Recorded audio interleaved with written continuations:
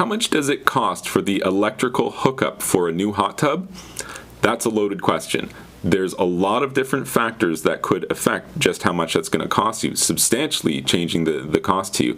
One of the most important things to bear in mind is that modern day hot tubs are very heavy electrical draw appliances.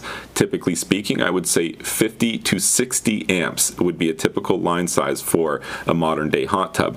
Now, if your hot tub happens to be located in a spot that's a couple feet away from where your main house electrical panel is, then your electrical installation is going to be pretty affordable versus somebody who wants to locate their hot tub maybe at the back of their property, maybe as much as 100 feet away from where the main house electrical panel is.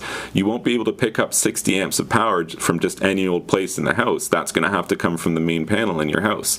So the type of cable that you use for a 60 amp electrical appliance, a 240 volt 60 amp electrical appliance, is very expensive. And if you're paying for that kind of cable by the foot and running 100 feet of it, you could be looking at a few $1,000s for your electrical installation. In an optimal installation where the hot tub is located as convenient as could possibly be, you'd probably still be looking at $500 to $1,000 by the time you buy a GFI breaker big enough for your tub and some tech cable and an electrical disconnect that needs to be located somewhere adjacent to your hot tub. So the electrical costs for hooking up a modern day hot tub are appreciable and something not to be overlooked when you're price shopping for your new hot tub installation.